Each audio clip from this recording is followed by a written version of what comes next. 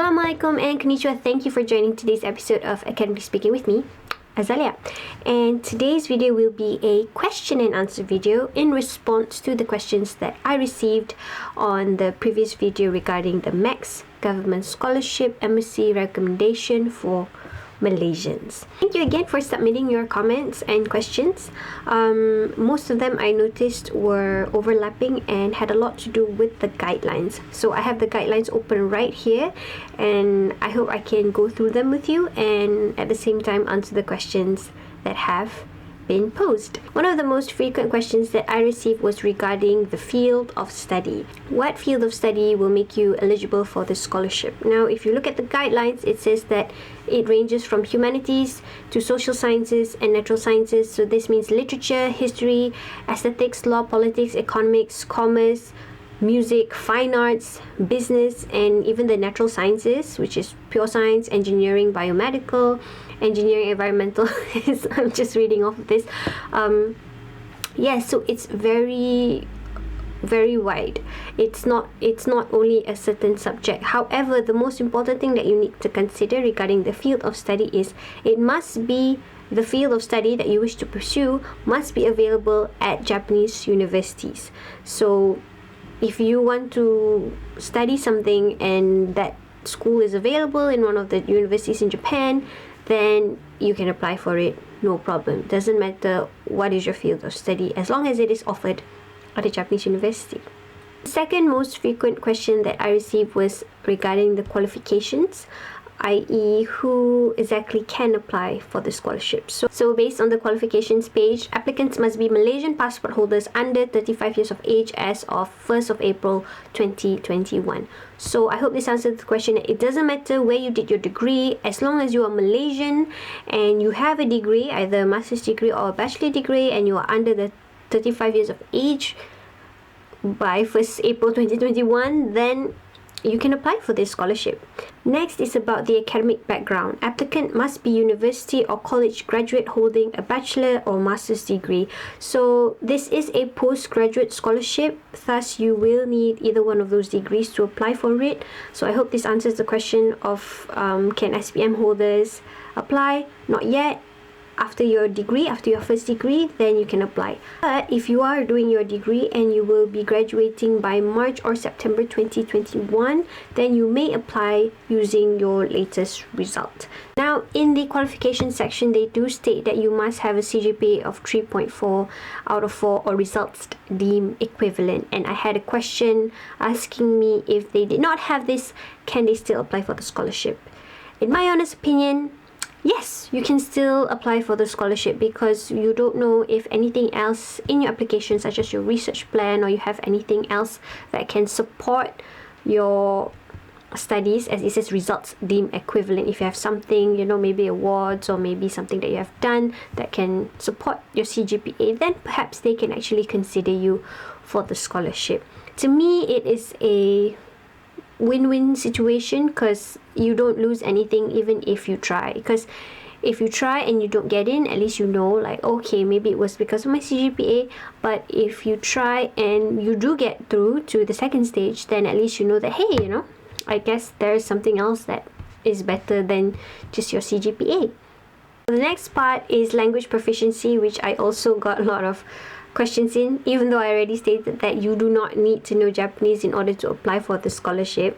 It says applicant must have a good command of English language and or Japanese language. So to sum up, you need to know at least English. You must have a good command of English in order to apply because universities in Japan will offer their courses in either English or Japanese only. There's no Malay.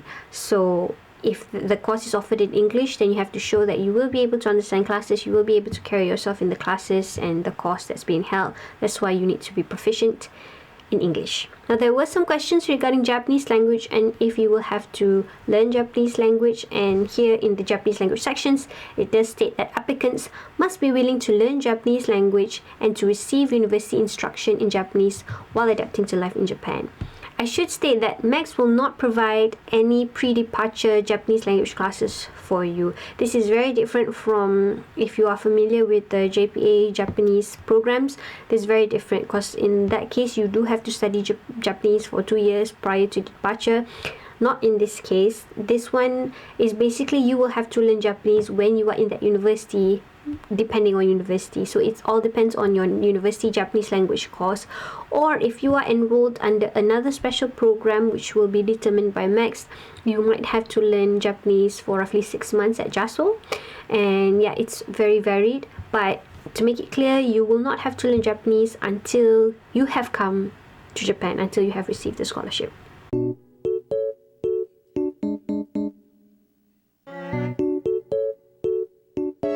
Another question that I did receive was about the study area, because here it states that the study area must be in the same field as the applicant has studied or is studying or is working in a related field. So obviously they want to see some form of continuation, because you know postgrad studies is based on things that you have done for a while, for a long time. So it's always safe and it's always best for you to apply for something that you are quite familiar with, because as I stated in the interview, they will really test your knowledge on everything regarding the field. So if you are going to apply for something brand new, or you're like, oh, I don't know this yet, but I'm really interested and I want to try and learn it, you can still do it, but it might be more difficult. So sticking to something that is in your field is more highly recommendable, in my opinion. Regarding language proficiency, there were also questions regarding is MUET or IELTS required. They will be required at some point when you are dealing with the university, or basically when you are dealing with the university, during the document process with MEXT, you only need the application form with the research proposal and your academic transcript and graduation scroll and whatnot. Everything else is very dependent on which university that you apply to. Some universities will need it, some universities won't. So read up on the university that you wish to apply to and see if it's necessary or not. Lastly, I did notice in the comments and questions that a lot of people were asking things that were way down the line from now, which things that you won't have to worry about until after you have received the scholarship. So for now, I think the best advice I can give is to focus on the document application. The document application is very simple. It's just a couple of papers, and take it one step at a time, because I said it's a long process and you don't know how far you'll get. Inshallah, alhamdulillah. So as I like to say, cross the bridge only when you come to it. So deal with what's in front of you first. So for now, it's the document application. So we shall focus on the document application first and move on to the next one. So that's all for today's video. I hope you found everything else helpful. Do let me know if there's anything else that you would like to know about the MEXT scholarship or about being a graduate student in Japan. Alright, stay safe. Assalamualaikum.